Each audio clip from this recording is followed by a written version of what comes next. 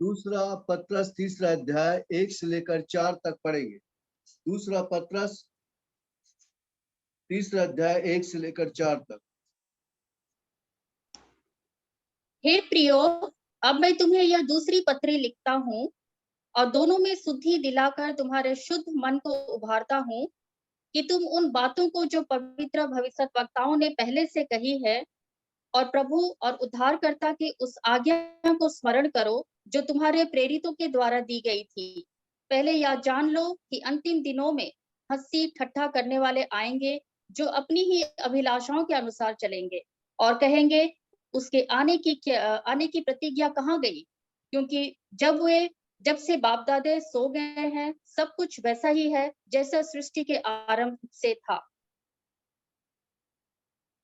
हाँ, यहाँ पर अपन देखते हैं कि तुम्हारे शुद्ध मन को उभारता हूँ, पहला, और अंतिम दिनों में हंसी ठट्ठा करने वाले आएंगे।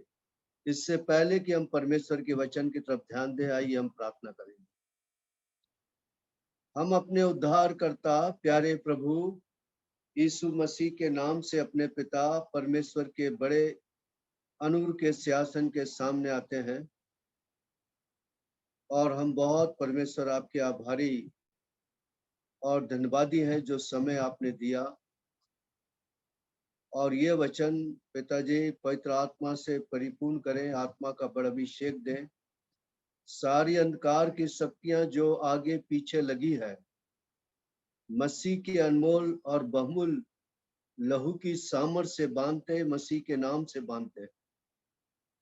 और पिताजी ये वचन के देने में मेरी विशेष सहायता करें और आपका पवित्र आत्मा मेरी मदद और सहायता और अगुवाई करे।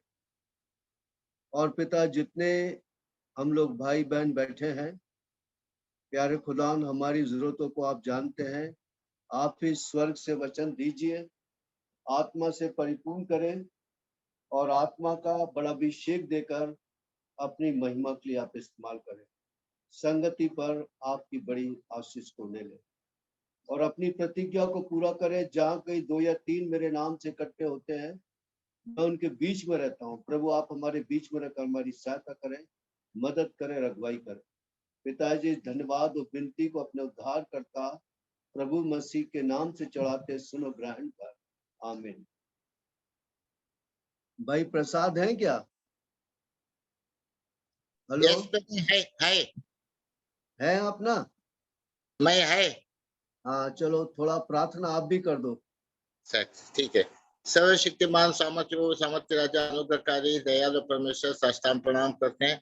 आपके दास को दूसरा पत्र तीसरा अध्याय 1 से 4 वचन जो दिया है, उसे प्रस्तुत करने के आत्मा से भर दीजिए, अभिषेक कीजिए। यदि आप अभिषेक नहीं के दास कुछ नहीं कर सकता, अभिषेक के वचन देने के लिए सहायता करें। हर एक लोग वचन को सुने, विश्वास करे, वचन के साथ चलने के लिए भी सहायता करें। वापस एक बार दास का होठ को अपने छू लिया, ऐसे विश्वास करते हुए छोड़ी प्रार्थना उद्धारकर्ता राजा यीशु मसीह के नाम पे मांगता हूँ, आमीन। आमीन। अब यहाँ पर एक चीज हम देख रहे हैं, दूसरा पत्रस तीसरा अध्याय 1 से लेकर 4 तक। यहाँ पर तुम्हारे शुद्ध मन को उभारता हूं। पहली चीज, पत्रस ये जो लिखा है कि अंतिम दिनों में हंसी ठट्ठा करने वाले आएंगे, ये प्रभु के लोगों से कनेक्टेड है। तुम्हारे मनों को, मतलब तुम्हारे को मैं ये पत्री लिख रहा हूं, तुम्हारे शुद्ध मन को उभारता हूं। शुद्ध मन को, एक अच्छे मन को मैं उभारता हूं और कहीं शुद्ध मन अशुद्ध ना हो जाए, क्योंकि अंतिम समय में क्या होगा, ऐसे हंसी ठट्ठा करने वाले आएंगे, उसके आने की प्रतिज्ञा कहाँ है। और आप और मैं देख रहे हैं कि हम लंबे समय से सेकंड कमिंग के बारे में बोल रहे हैं और सेकंड कमिंग के बारे में बता रहे हैं। और ऐसे समय में आप इस बात को देखें किस तरीके से शत्रु शैतान का हमला हमारे जीवनों पर होगा।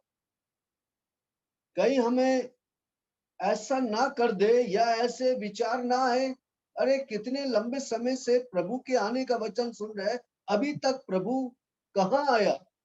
लेकिन अगर आप बाइबल में से देखो और दुनिया के न्यूज को देखो तो लगता है कि बाइबल और न्यूज़पेपर, हालांकि हमारी तुलना न्यूज़पेपर से नहीं कर सकते बाइबल को, ये जीवित परमेश्वर का वचन है, लेकिन वो सारी न्यूज बाइबल में से बाहर आ रही।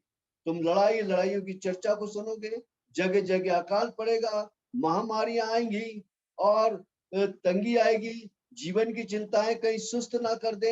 ऐसी बहुत सी बातें जो है हमें परमेश्वर के वचन से मालूम पड़ता कि अब और करीब और करीब और करीब हम प्रभु के आने के बहुत करीबी में आ रहे हैं।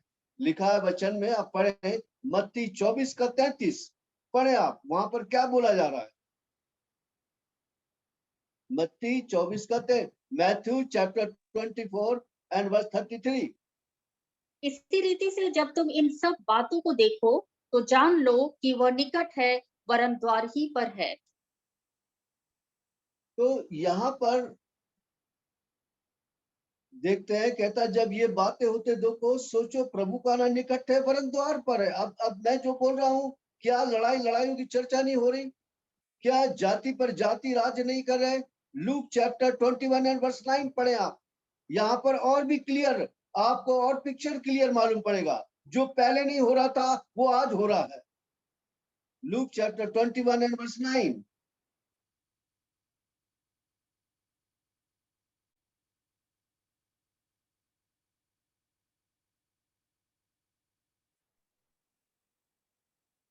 जब तुम लड़ाइयों और बलुओं की चर्चा सुनो तो घबरा ना जाना, क्योंकि इनका पहले होना अवश्य है, हाँ, परंतु उस समय तुरंत तुम लड़ाई और बलवों की चर्चा सुनो। क्या ईरान के अंदर जो है, कितना बुरखे के डालने पर कितने लड़कियों की हत्या हो रही है, कितनी लड़कियां जेल में चली जा रही है और तख्ता पलटने की संभावना लग रही है। और क्या हमारे देश में बलवा नहीं हो रहा? कितने लोग सरकार के विरुद्ध में, बेरोजगारी के विरुद्ध में और कई प्रकार का विरोध दिखाते हैं, गैस सिलेंडर का विरोध दिखाते हैं और कई बातों का वो बताते हैं कि हमको ये चीज पसंद नहीं है, ये महंगाई पसंद नहीं है, ये बात हमको पसंद नहीं है। बहुत जंतर मंतर और दिल्ली के अंदर कितना ज्यादा विद्रोह हमेशा होता चला जा रहा। बलवे बलवे होंगे और जगह जगह बलवे, फ्रांस में बलवे, अमेरिका में बलवा, सरकार के विरुद्ध में लोग खड़े हो जाते हैं, ब्रिटेन में बलवा, यहाँ तक है कि वहां का राष्ट्रपति जो मोरिस जॉनसन था, उसको बदलना पड़ा।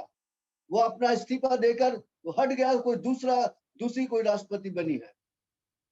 अब ये सब हमारे को दिखाई दे रहा है। तो ये सब बातें बता रही है, पहले ऐसा नहीं था, पहले ये बातें नहीं थी।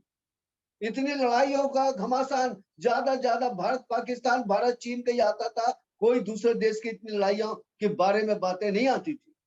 लेकिन आज तो सारे देश ऐसे बैठे हैं कि कब किस पर हमला कर दें और कब परमाणु बम का युद्ध छिड़ जाए। लेकिन इतना मैं कह सकता हूं, आगे परमेश्वर की मर्जी, परमेश्वर कैसे हमें ले जाना चाहता नहीं मालूम, लेकिन उसके आने के पहले परमाणु बम का विस्फोट होना मुश्किल है, जो मेरे विचार से मैं बोल रहा हूँ।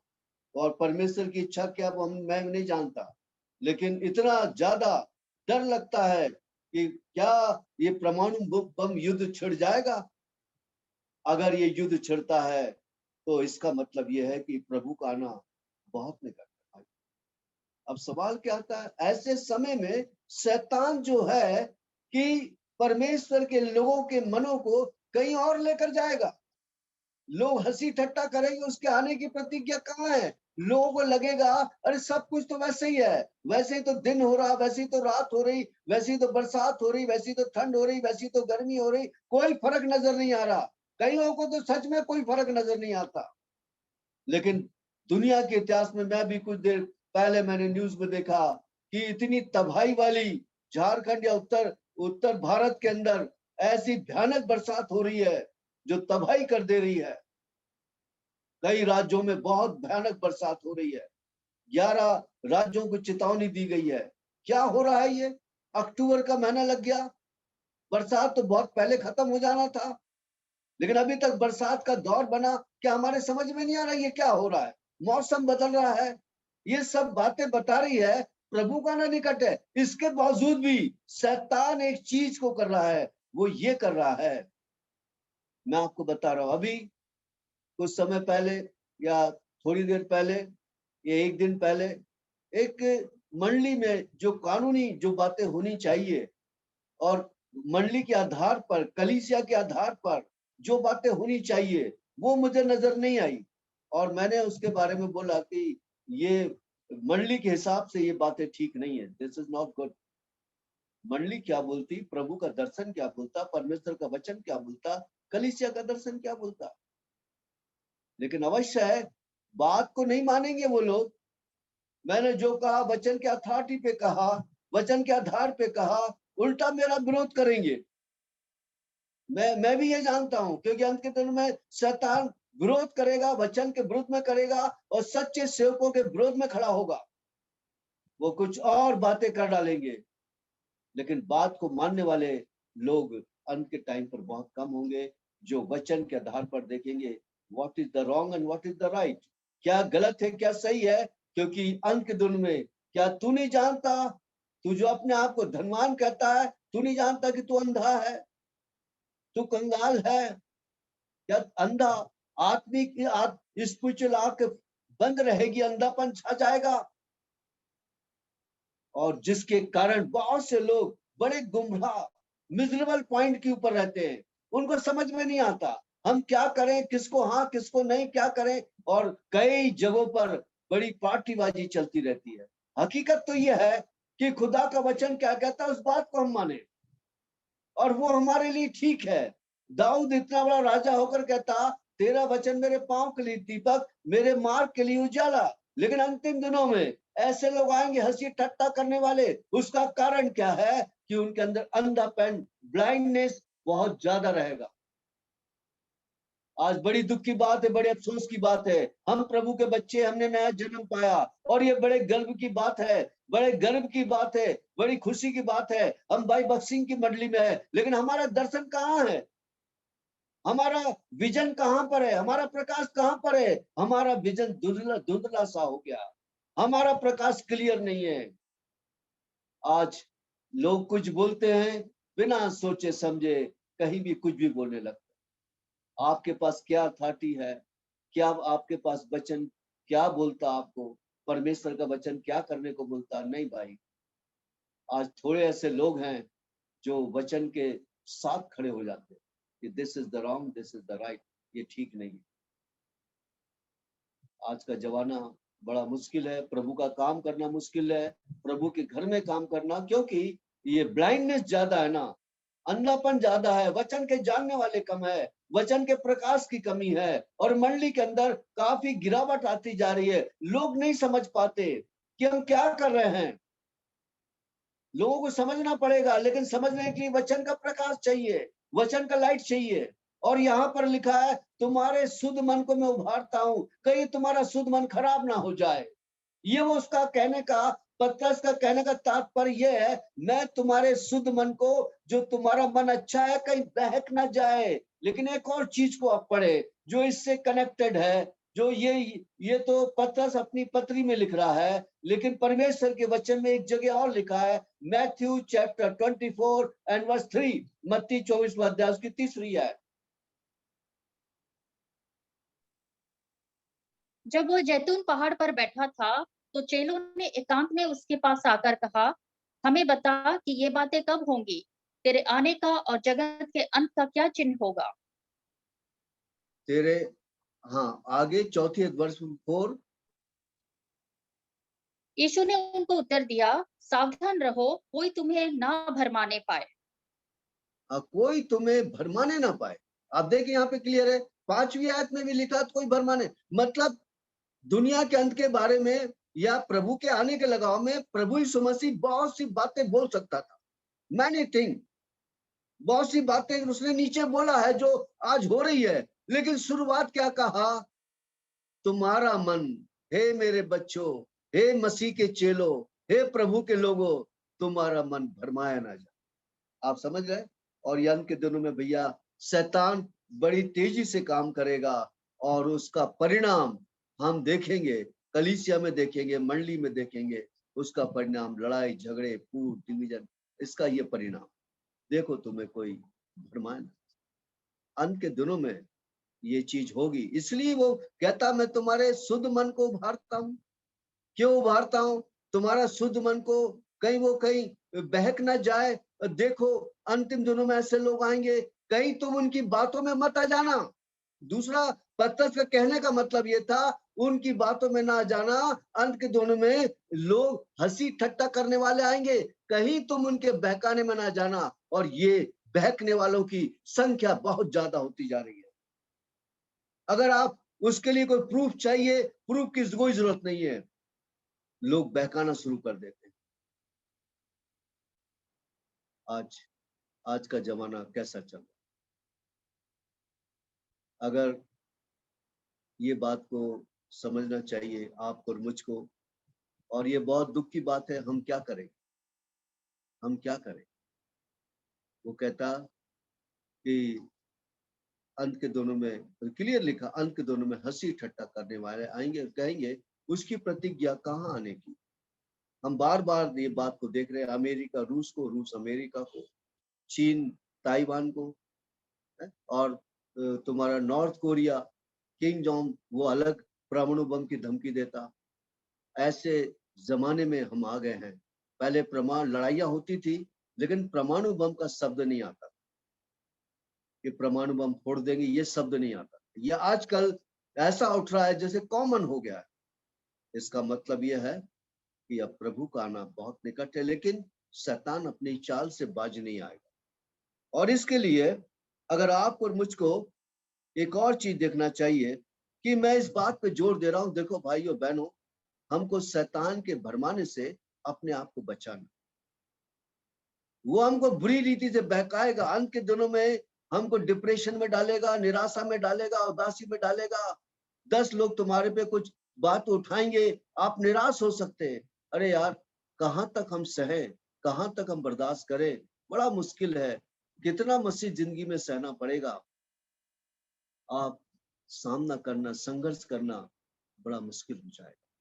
ये संसार है, हम संसार के विरुद्ध में हैं, हम संसार के साथ नहीं है, और हमको अलग से एक युद्ध करना पड़ेगा। दूसरा कुरिन्थियों और उसका 11वां अध्याय और उसकी 3री आयत, वहां पर एक चीज और बोला, पढ़े। दूसरा कुरिन्थियों, 2 कुरिन्थियों चैप्टर 11 एंड वर्स 3।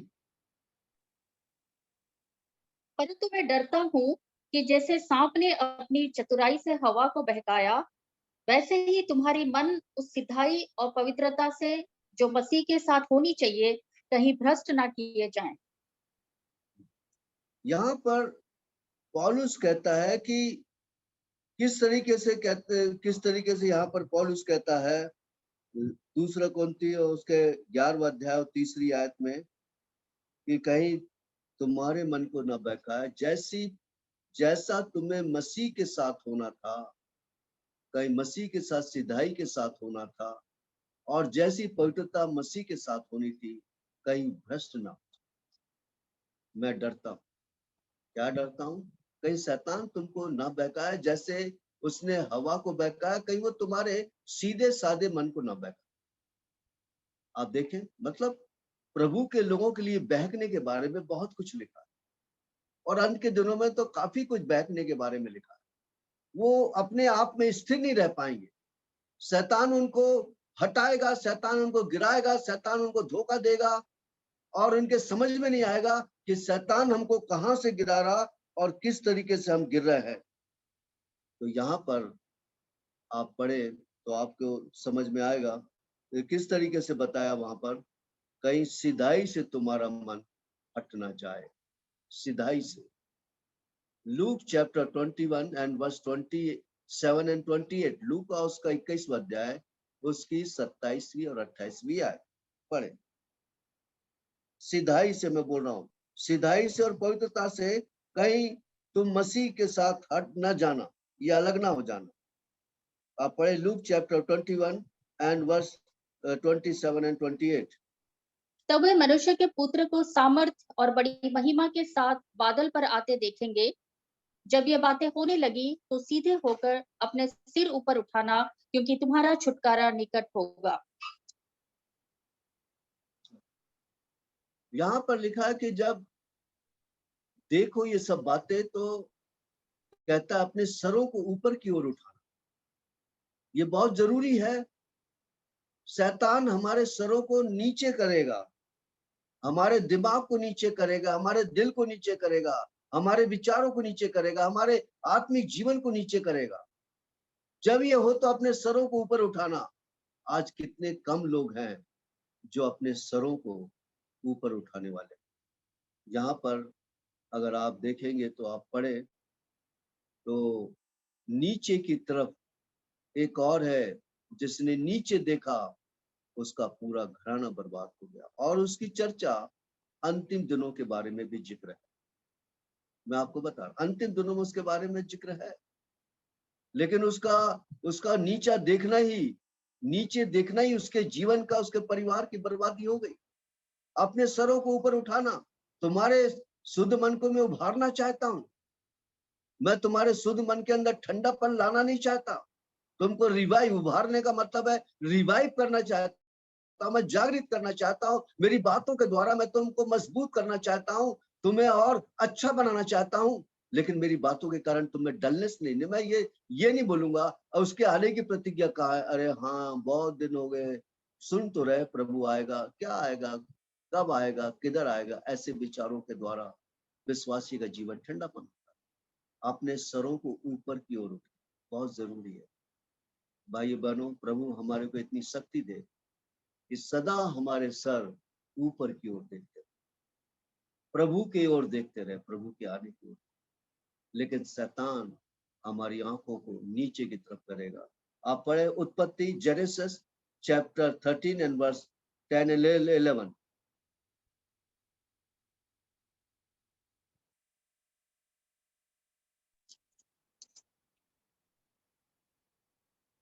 तब लूत ने आंख उठाकर यरदन नदी के पास वाली सारी तराई को देखा कि वह सब सींची हुई है। जब तक यहोवा ने सदोम और अमोरा को नष्ट ना किया था, तब तक सोअर के मार्ग तक वह तराई यहोवा की वाटिका और मिस्र देश के समान उपजाऊ थी। इसलिए लूत अपने लिए यरदन की सारी तराई को चुन के पूर्व की ओर चला और वे एक दूसरे से अलग हो गए। अब उसने नीचे की ओर देखा, तराई को देखा, कहता ये तो यरदन की वाटिका के समान है। जब उसने नीचे देखा, और इसी लूत का बयान क्या लिखा है, जैसे लूत के जमाने में होता था वैसे मनुष्य के पुत्र के आने के जमाने में क्या होता था। लूत ऊंचाई से नीचे की तरफ देख रहा, तराई की तरफ देख। उसके देखने की दृष्टि, उसके आई साइड, उसका विजन, उसका प्रकाश, उसकी रोशनी, जो हमने विजन पाया, कलीसिया का दर्शन जो पाया, हमारा विजन खराब हो जाएगा और हम नीचे की ओर देखेंगे। नीचे उसने देखकर क्या पाया, नीचे उतर गया। नीचे उतर ही नहीं गया, सदोम और अमोरा के पास पहुंच गया, फिर सदोम और अमोरा के अंदर पहुंच गया और बाद में उसका पूरा परिवार बर्बाद। आप देखें, शैतान तो हमको नीचे ले जाएगा।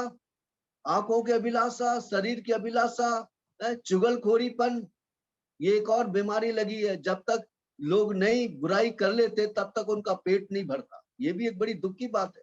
प्रभु के लोग हैं, अरे अगर वो बुरा करता है तो उसको बोलो, जाके डायरेक्ट बात करो, भैया ये तू क्या कर रहा है, तू गलती कर रहा है। अरे भाई मैं कहाँ गलती कर रहा हूँ, मैं तो ठीक तो चल रहा हूँ। कैसे ठीक करो बताओ।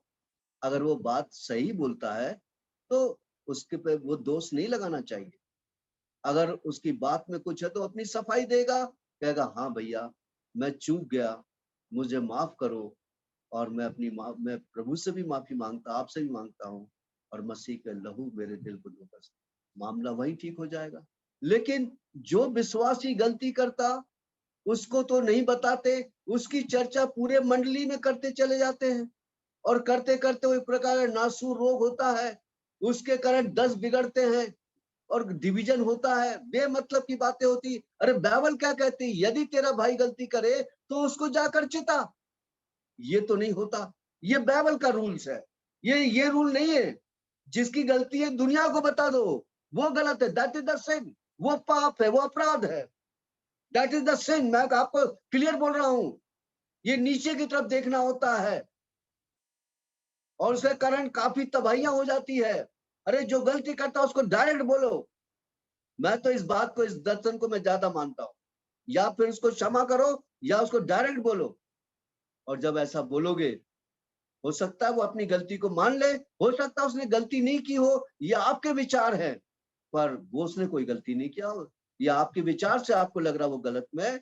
जब आप सोचोगे नहीं यार, मैं गलत उस भाई के लिए सोच रहा था, उस बहन के लिए गलत सोच रहा था, आपके विचार में, आपके दर्शन में फर्क हो जाए। मैं आपको ये बता रहा हूँ, ये छोटी छोटी बातों को लेकर शैतान बहुत गड़बड़ी डालना चाहता, हृदय में गड़बड़ी डालना चाहता, घर में गड़बड़ी डालना चाहता, मंडली में गड़बड़ी डालना चाहता, आपस में गड़बड़ी डालना चाहता, बहुत कुछ बिगाड़ शैतान।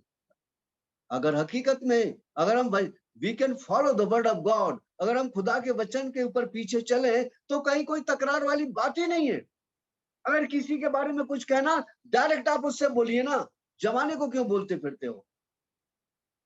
ये भारी नुकसान हम खुद अपने हाथों से प्रभु के घर को तोड़ रहे हैं, हम अपने हाथों से प्रभु के काम को बिगाड़ रहे हैं, हम अपने हाथों से खुदा के काम को आगे नहीं बढ़ने दे रहे। और हम प्रभु के काम करने वाले हैं, we are the coworker, we और हम लोग परमेश्वर के सहकर्मी हैं, लेकिन काय के सहकर्मी हैं। बहुत दुख की बात है। और इन बातों को आपको याद रखना पड़ेगा।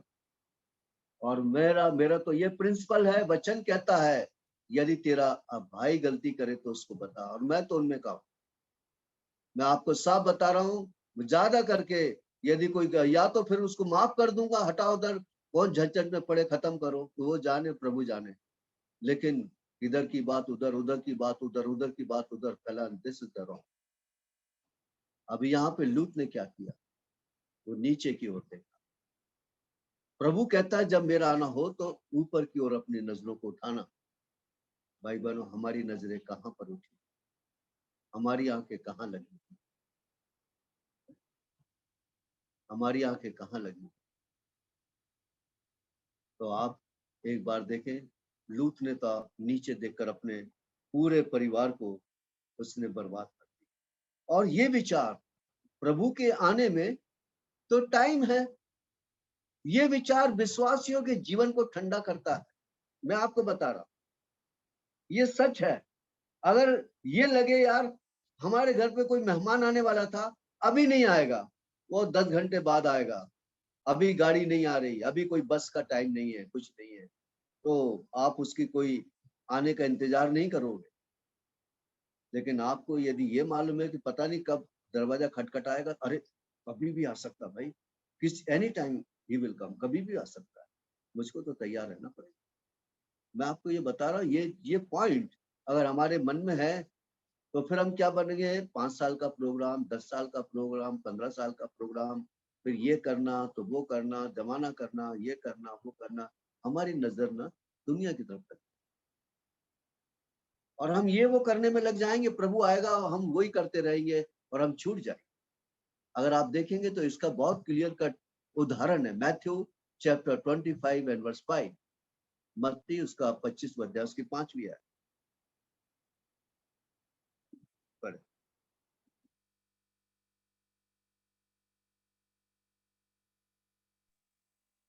मैथ्यू, मत्ती उसका 25 अध्याय उसकी 5वीं है। जब दूल्हे के आने में देर हुई तो वे सब ऊँघने लगी और सो गई। यहाँ पर अगर हम देख रहे हैं, जब दूल्हे के आने में देर हुई तो वे ऊँघने लगी और सो। कौन से विचार ने उनको ढीला कर दिया? जब दूल्हे के आने में देर हुई वो ऊँघने लगी और सो, उनका जीवन खत्म। ये विचार को दिमाग में बताने, इसके लिए पतरस सबको अलर्ट करता, देखो अंत के दिनों में लोग कहेंगे उसके आने की प्रतिज्ञा कहाँ है? तो लोग तैयारी तो उसके आने की नहीं करेंगे। अरे मैं छूट गया तो मेरा घर बर्बाद, मैं बर्बाद, मेरा जीवन बर्बाद, मेरा परिवार बर्बाद। मैं तो पूरी तैयारी करूंगा कि उसके आने पर मैं प्रभु के साथ चलूं। मैं रात और दिन उसके आने की बाट जोऊंगा, उसके आने की तैयारी करूंगा। लेकिन जब ये विचार आएगा उसके आने का, कौन कहता क्या टाइम है यार, काफी दिनों से सुन रहा है लेकिन उसका पता नहीं है। जब दूल्हे के आने में देर हुई तो वे सब ऊँगने लगी और सबकी सभी सुन। आप देखो हॉरिबल कंडीशन। ये एक विचार ने एक विश्वासी के जीवन को कितना ठंडापन कर दिया। ठंडापन नहीं कर दिया, आप और भी पढ़े, आप पढ़ेंगे proverb chapter 24 and verse 30 to 31, नीति वचन 24वां अध्याय और उसके 30 और 31 पढ़े। मैं आलसी के खेत के पास से और निर्बुद्धि मनुष्य की दाख की बारी के पास से होकर जाता था, तो क्या देखा कि वहां सब कहीं कांटेले पेड़ भर गए हैं और वह बिच्छू पौधों से ढक गई है और उसके पत्थर का बाड़ा गिर गया है। हाँ, आप देखें, एक आलसी के खेत के पास से जब गुजरा, आलसी का मतलब आगे आप पढ़ लेना, उसके आयत में लिखा थोड़ी देर और नींद लेने और झपकी आने दो, वो सब नींद को बता रहा है। आत्मिक रीति से सो रहे हैं, फिर क्या हो गया, वो बाड़ा गिर गया। हमारे चारों तरफ बाड़ा रहना बहुत जरूरी है। That is the very important. हम लोग उस बाड़े की फिक्र नहीं करते। हम बहुत सी बातों की बड़ी फिक्र करते, बाड़े की फिक्र नहीं करते। और बाड़े के गिरने से हमारा जीवन बर्बाद होता है। जब वो आलसी के खेत के पास से गया तो क्या देख रहा, वो बाड़ा गिर गया। और एक चीज एक और मैं आपको बता रहा हूं, अय्यूब उसका पहला अध्याय उसकी 10वीं आयत, Job chapter 1 and verse 10, Job chapter 1 and verse 10।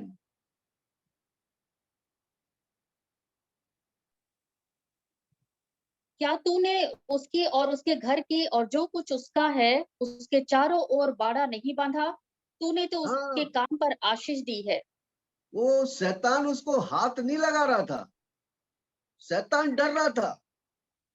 कहता क्या तूने उसके चारों तरफ बाड़ा नहीं बांधा, फिर मैं उसको हाथ कैसे लगाऊंगा। आप देखिए बाड़े का बड़ा इंपॉर्टेंट है, बड़ा मीनिंग है। अब ये बाड़ा क्या है ये मैं आपको बता रहा हूं। वो बाड़ा जरूरी है। वो बाड़ा नहीं होने से, बाड़ा गिरने से वहां बिच्छू भी आ गया, बहुत कुछ, बहुत भारी नुकसान हो जाता है। और बाड़ा है क्या, यहाँ पे भी अय्यूब के चारों ओर बाड़ा बंधा। शैतान कहता परमेश्वर से क्या तूने उसके चारों ओर बाड़ा नहीं बांधा, मैं उसकी हानि नहीं कर सकता। बाड़ा आपके लाइफ को प्रोटेक्ट करता है, आपके जीवन की रक्षा करता है। और वैसे भी बाड़ा, जो गांव में बाड़े बांधे जाते हैं, गांव के अंदर घरों के चारों तरफ बाड़ा होता है, जंगली जानवरों से बचने के लिए वो बाड़ा बंधा रहता है। अगर वो बाड़ा नहीं बंधा रहेगा, जंगली जानवर आएंगे, भारी नुकसान घर का कर देंगे। तो बाड़े का बंधे रहने से हमारे आत्मिक जीवन की हानि शैतान नहीं करे। शैतान कुछ भी कर डाले, वो हमको टच नहीं कर सकेगा क्योंकि बाड़ा बंधा है। ही नेवर टच, वो कभी टच नहीं कर सकता, कभी हमारी हानि नहीं कर सकता। और हम सेफ बचे रहेंगे। और हमारी रक्षा एक बाड़ा बनने का एक सबसे बड़ा तरीका है, जोब चैप्टर 1 एंड वर्स 5, अय्यूब उसका पहला अध्याय उसकी 5वीं आयत। ये तरीका है बाड़ा बंधने का। जब जब भोज के दिन पूरे हो जाते, तब तब अय्यूब उन्हें बुलवा कर पवित्र करता और बड़े भोर को उठकर उनकी गिनती के अनुसार होम बलि चढ़ाता था, क्योंकि अय्यूब सोचता था कदाचित मेरे लड़कों ने पाप करके परमेश्वर को छोड़ दिया हो। इस रीति अय्यूब सदैव किया करता था। हाँ, बाड़ा, आप देखिए वहां पर क्या बताया गया कि बाड़ा जो है उसके चारों तरफ बंधा हुआ था। कैसे बंधा था, सदैव बड़ी भोर को उठकर गिनती के अनुसार होम बलि चढ़ाता। कदाचित मेरे बच्चों ने पाप तो नहीं कर दिया, कहीं से शैतान को एंट्रेंस करने का मौका तो नहीं मिला। भोर को उठकर यदि हम प्रार्थना करें, we can worship the Lord, हम परमेश्वर की वेदी बनाएं, उस पर उपासना करें, आराधना करें, प्रार्थना करें, स्तुति के गीत गाएं। अगर हम बड़ी भोर को उठकर ये करेंगे, हमारे परिवार के चारों तरफ बाड़ा बना। और यही कारण था, वो सदैव, सदैव मतलब हमेशा, कंटिन्यूशन में, एक दिन नहीं, कन्वेंशन हो रही तब नहीं, मीटिंग हो रही तब नहीं, संडे का दिन है तब नहीं, सदैव, हमेशा, ऑलवेज, वो है सदैव का मतलब, हमेशा। आप बाड़ा बांधने की कोशिश करें, शैतान आपको टच नहीं कर सकता। चाहे भारी नुकसान करने की कोशिश करेगा, वो नहीं कर पाएगा।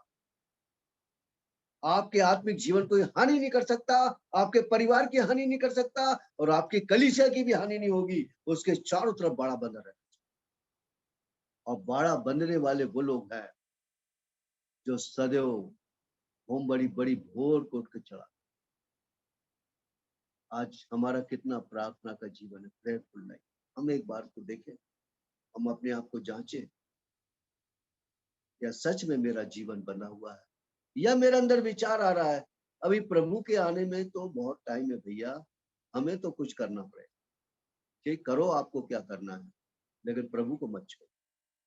आपके अंदर ये होना चाहिए, जब दूल्हे के आने में देर हुई, वो 10 ऊँगने लगी उससे, ये विचार नींद लपुला, और ये विचार स्पिरिचुअल डलनेस लाता है, प्रेयरलेस लाइफ लेकर आता है, और जिसके कारण शैतान हमारे जीवन पर हानि होता है और हमको बर्बाद और तबाह कर देता है।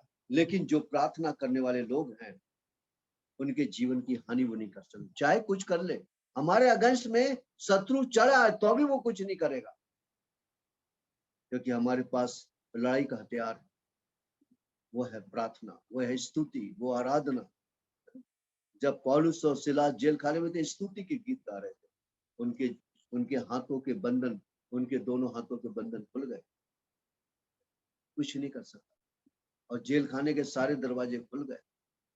भाइयों बहनों, आज हमारे मनों में क्या चल रहा है? अंतिम दिनों में हंसी ठट्टा करने वाले आएंगे, कहेंगे उसके आने की प्रतीक्षा कहाँ है, लंबा समय हो गया, हम सेकंड कमिंग के मैसेज सुन रहे हैं, हमारे में स्पिरिचुअल डलनेस आएगी, नींद आएगी, और शैतान हमारे जीवन को बर्बाद करेगा। मैं उल्टा ये कहूंगा, अंत का समय है, प्रभु का आना निकट है, हम जोर से नरसिंगा प्रार्थना का जीवन लगा, काफी प्रार्थना, आप देखेंगे आपका जीवन प्रोटेक्ट होगा, आपका जीवन की रक्षा होगी, शैतान को अवसर नहीं मिलेगा, और आप एक विजयी जीवन जियो।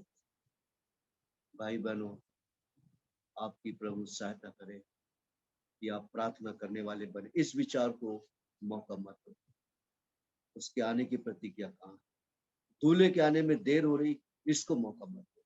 लेकिन ये देखो, परमेश्वर जो समय दे रहा है, आप और मैं इफिसियों 5 के अनुसार अवसर को बहुमूल्य समझो, क्योंकि दिन को जो टाइम प्रभु ने आपको दिया है, ये बहुत कीमती है, और इस समय को आप बड़ा बहुमूल्य समझो, और परमेश्वर हमारी सहायता करे, हमारी मदद करे, और हमारी आंखें तराई को न देखे, ऊपर की दुनिया की चीजों को नहीं देखे, दुनिया की बातों को नहीं देखे, प्रभु की बातों को देखे, और प्रभु के आने के लिए हम तैयार।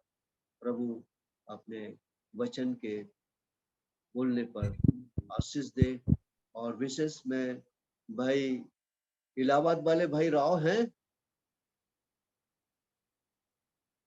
हेलो, इलाहाबाद वाले राव भाई हैं?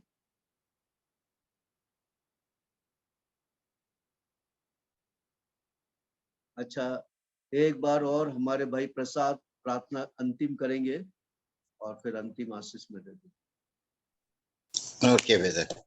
सर्वशक्तिमान सामर्थ्य राजा, अनुग्रहकारी दयालु परमेश्वर, समाधान प्रभु, शांति का राजा, आश्चर्य का काम कर ला, अद्भुत काम कर ला, मांगने से मालिक, साष्टांग प्रणाम करते हैं। अंतिम समय में हम किस प्रकार जागरूक होना चाहिए, कैसा बात होना चाहिए, किस प्रकार प्रार्थना करना चाहिए, किस प्रकार आराधना करना चाहिए, किस प्रकार हमारा नजर ऊपर देखना है, किस पर नीचे ना देखना चाहिए, ऊपर देखना है। ये तमाम बातों को वचन के द्वारा आप हमें बातें किया, हमें समझाया। और प्रभु यदि हम आपके अंदर बने तो हमारा भाड़ा आप बांधेंगे, तो भाड़ा को कोई टच भी नहीं कर सकता, अंदर भी नहीं, शैतान नहीं आ सकता। अगर भाड़ा नहीं बांधे तो शैतान आएगा, नुकसान करेगा। आने का दिन प्रभु अब निकट हो गया, दूल्हा आने का आवाज आई, लेकिन प्रभु जी सो गए थे, प्रभु जी सो गए थे। और प्रभु जी इतने देर 5 तैयार थे अंदर गए, जो तैयार नहीं थे बाहर निकल गए। एक भी बाहर नहीं जाना आपका विचार है प्रभु। मैं धन्यवाद करता हूँ आपका ब्रदर जॉनसन के लिए प्रार्थना करता हूँ प्रभु। उनका तबीयत पिछले दिनों में ठीक नहीं था, आपने कलीसिया की प्रार्थना सुनी, आप उनको चंगा किया, धन्यवाद करता। आज जो कुछ भी वचन भोज के साथ दिए हैं, भोज के साथ दिए हैं प्रभु जी, लोग प्रभु जी नीचे ना देखे, नीचे तराई को ना देखे, लूट के समान नाव बन जाएं। वारंबार इस वचन को प्रभु जी हमें बता रहे चाहते हैं प्रभु जी, आपने बताया उनके द्वारा। मैं धन्यवाद करता हूँ, नीचे देखने वाले में से ना हो, हम आपके आने के बाद जो निकले अपने सहायता, कोई भी हमें भरमाए उनकी तरफ नहीं देखना है, केवल हम आपके वचन को देखते हुए आपके राज्य को देखना चाहिए। धन्यवाद करता हूँ प्रभु जी। आपके जेके जॉनसन के लिए भी प्रार्थना करता हूँ, उनको भी सहायता करें, उनको भी उस अवस्था में है, उनको भी आप छूकर उनका तबीयत भी चंगाई में वो रखेंगे, विश्वास करते हैं प्रभु जी।